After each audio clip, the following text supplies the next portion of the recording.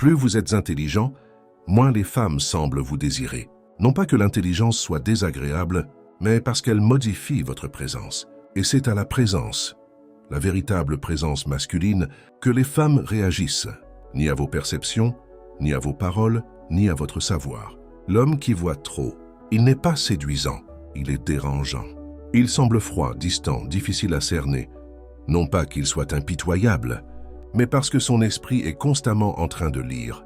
Elle le sent. Même si elle n'arrive pas à mettre le doigt dessus, vous l'observez. Vous ne la poursuivez pas, vous ne la cernez pas, vous ne lui plaisez pas. Et au fond, cela la perturbe, ne l'attire pas. Parce que dans la vraie vie, les femmes ne se laissent pas séduire par votre savoir. Ils tombent amoureux des sentiments que vous évoquez. Et c'est là que tout bascule. Plus on est intelligent, plus il est difficile de faire l'idiot. Flirtez sans lire le sous-texte, touchez sans réfléchir, soyez simplement sans tout analyser. Et dans une culture où la connexion se nourrit du rythme émotionnel, l'intelligence devient interruption. Vous pensez que votre clarté lui apporte de la sécurité. Mais parfois, elle détruit la tension, le mystère, la quête. Vous expliquez. Elle ressent, vous observez, elle réagit. Et mieux vous décryptez son comportement, plus elle se sent vulnérable, mal aimée, invisible, exposée.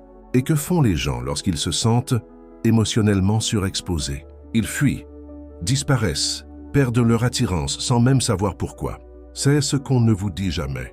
Les femmes veulent être comprises, mais seulement à leur rythme.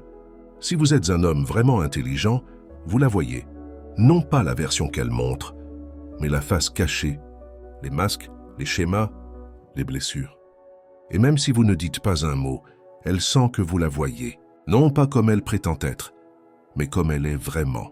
Et ce regard n'est pas toujours romantique. Il est chirurgical, il empêche la fantaisie, il efface sa personnalité. Vous ne vouliez pas l'embarrasser. Mais votre présence l'a fait, non par cruauté, mais par clarté et précision. C'est là le paradoxe que personne ne vous apprend. Ceux qui exagèrent leurs pensées gaspillent leur énergie. Et c'est l'énergie que recherchent les femmes. Ce n'est ni la logique, ni la gentillesse, ni la confession émotionnelle. C'est le mystère, la sincérité. C'est l'imprévisibilité enveloppée de sérénité. On pense qu'en lui disant la vérité, en s'ouvrant et en lui montrant combien elle compte pour nous, elle se sentira plus en sécurité. Mais les femmes ne se fient pas aux mots. Elles se fient à l'énergie. Elles se fient aux limites. Tu fais confiance à ce qui n'est pas testé. Chaque paragraphe que tu lâches pour essayer de créer un lien n'est qu'un signe supplémentaire que tu en fais trop. Elle ne veut pas entendre toute ton histoire. Pas encore. Elle veut ressentir ton corps, ton essence, et voir si tu peux supporter sa résistance. Parce que sinon, elle ne peut pas te ressentir, pas profondément. Et si elle ne vous ressent pas, elle ne peut pas vous désirer. Pensez-vous que les femmes vous ignorent parce que vous n'étiez pas à la hauteur? Et si c'était l'inverse? Et si vous étiez trop attentif, trop précis, trop réaliste? Voyez-vous, quand vous êtes vraiment profond, quand votre intelligence ne se limite pas à jouer, mais est discrète et pénétrante, elle déconcerte les gens, surtout les femmes habituées à être émotionnellement intelligentes. Non pas parce que tu es meilleur, mais parce que tu ne joues pas le jeu. Tu ne réagis pas quand elle te provoque. Tu ne l'attires pas quand elle te teste. Tu ne fais pas de gestes juste pour te sentir proche d'elle. Tu agis comme un ancre. Tu observes. Tu diriges sans explication. Et elle le ressent non seulement dans sa tête, mais aussi dans son système nerveux. C'est déstabilisant. Et les gens n'aiment pas ce qui les rend incertains, même si c'est la vérité. Alors ils projettent. Ils vous traitent d'arrogant, de froid, d'inaccessible, mais vous en avez trop vu. Trop vite. C'est le vrai prix de l'intelligence. Elle neutralise votre force si vous ne savez pas l'utiliser. L'attraction se nourrit de polarité. C'est la fluidité. Vous êtes structure. C'est le mystère. Tu es la clarté.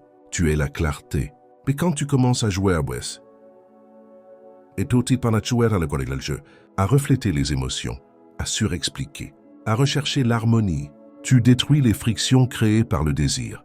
L'intelligence profonde te pousse à surcommuniquer. Tu exagères, mais un homme qui dirige avec énergie, pas avec expression. Voilà l'homme qui crée la tension, qui ne la dissipe pas hâtivement par la conversation.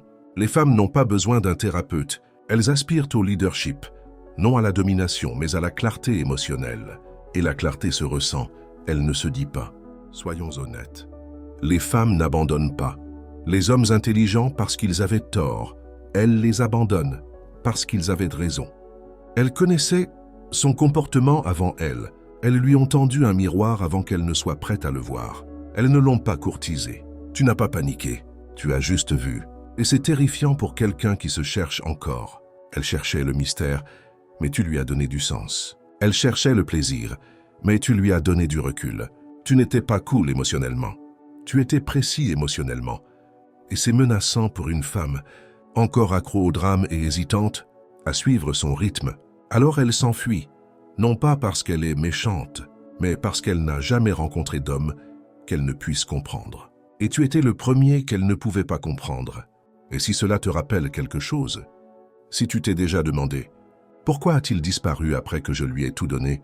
Ce n'est peut-être pas à cause de ce que tu lui as donné, peut-être parce qu'il n'a pas pu le supporter. Si ce message vous touche profondément, n'hésitez pas à aimer, partager ou vous abonner. Ce n'est pas un jeu, c'est une vérité psychologique. Et plus d'hommes devraient l'entendre. Ce que vous ressentez porte un nom, le complexe de Cassandre. Dans la mythologie grecque, Cassandre était dotée d'un don. Elle pouvait voir l'avenir, mais personne ne la croyait. Et c'est ce que c'est que d'être un homme, très intelligent dans un monde dominé par les impulsions émotionnelles. On reconnaît ses schémas avant même qu'elle ne les exprime. On sent la tempête derrière son sourire. On pressent l'avenir de la relation bien avant même qu'elle ne demande où elle va. Mais quand on l'appelle par son nom, quand on dit la vérité à voix haute, on ne passe pas pour sage. Vous paraissez autoritaire, contrôlant et froid, parce que la vérité, dite spontanément, ne ressemble pas à de l'amour. Elle ressemble plutôt à de la surveillance. Alors elle s'éloigne, non pas parce que vous aviez tort, mais parce que vous aviez raison, et qu'elle n'était pas prête à l'entendre. Et c'est une autre dure réalité. Vous ressentez peut-être un lien émotionnel plus profond qu'elle, mais elle le sentira au moment le plus inopportun. Vous créez rapidement un lien, non pas par l'imagination, mais par la clarté, non pas par l'alchimie, mais par la reconnaissance. Mais elle n'est pas encore prête. Elle réagit encore à l'énergie, pas à la conscience. Elle aspire encore à la polarité, pas à l'uniformité. Alors, tandis que vous lui offrez de la compréhension, elle aspire à l'incertitude. Tandis que vous recherchez la résonance, elle recherche la résistance. Vous pensez que votre profondeur émotionnelle est synonyme d'intimité. Elle le perçoit comme un déséquilibre, car elle n'a pas encore atteint le moment où vous voyez déjà. Et lorsqu'elle ressent ce que vous avez ressenti, vous êtes déjà parti. Soyons réalistes. Les hommes intelligents sont faits pour la clarté, pas pour le chaos. Mais les femmes, surtout les plus féminines, sont attirées par l'imprévisible, par les épreuves, les sentiments, l'attraction, par l'oscillation entre proximité et distance. Vous, en revanche, êtes fait pour le calme, la détermination et la détermination. Cela vous rend plus difficile à ressentir, mais impossible à oublier, car vous ne réagissez pas comme la plupart des hommes. Vous ne paniquez pas lorsqu'elle s'éloigne. Vous ne sursautez pas lorsqu'elle est froide. Vous restez simplement calme, observateur, imperturbable. Et c'est précisément ce qui l'attire, même si cela l'effraie. Votre profondeur ne disparaît pas. Il se retire simplement jusqu'à ce qu'il se sente en sécurité, jusqu'à ce qu'il prouve qu'il peut tenir le coup. Et la plupart n'y parviennent pas. Non pas par faiblesse, mais parce qu'ils n'ont jamais rencontré d'homme qui n'ait pas dû être choisi. Alors, que faire? Ne pas faire l'idiot, ne pas limiter sa vision, ne pas faire semblant de ne pas voir, l'ancrer, apprendre à parler, moins et à montrer plus, mener avec énergie, sans explication. Révélez votre intelligence petit à petit, comme une histoire, pas un sermon, car une intelligence dévoilée trop tôt ressemble à une exhibition. Mais révélée progressivement, elle agit comme un aimant. Ils n'ont pas besoin de savoir à quel point vous êtes intelligent. Ils ont besoin de sentir votre assurance. Elle ne veut pas que vous écoutiez votre raison avant de vous faire confiance. Alors, arrêtez d'essayer de la convaincre avec des mots. Gardez une vue d'ensemble. Dirigez sans forcer. C'est ainsi que vous conservez votre avantage. C'est ainsi que vous protégez votre profondeur. Non pas en la cachant, mais en la sacralisant. Chaque femme a été courtisée, louée, analysée et mise sur un piédestal. Ce qu'elle n'a pas encore perçu, c'est un homme qu'elle ne peut pleinement évaluer. Celui qui parle en silence, qui dirige calmement, qui ne révèle pas tout, car ce qu'il construit est plus grand que sa validation. Inutile de feindre la profondeur, incarnez-la. inutile de la conquérir par l'honnêteté. Vous l'attirez par votre présence. Et si elle vous met à l'épreuve, n'ayez pas peur. Restez calme, car le calme est la véritable flexibilité, ce calme intérieur qui dit « Je sais qui je suis », avec ou sans ton affection. C'est la vérité que personne ne vous dit. Votre intelligence vous fera toujours vous sentir seul avec les mauvaises personnes, non pas parce que vous êtes brisé, mais parce que votre lucidité menace les illusions qui en ont encore besoin. Et les femmes, aussi sophistiquées soient-elles, ne sont pas attirées par l'intelligence pour elles-mêmes. Elles sont attirées par l'homme qui les transporte sans ego, sans peur ni imploration de compréhension. Elle ne désire pas votre âme avant d'avoir ressenti votre essence.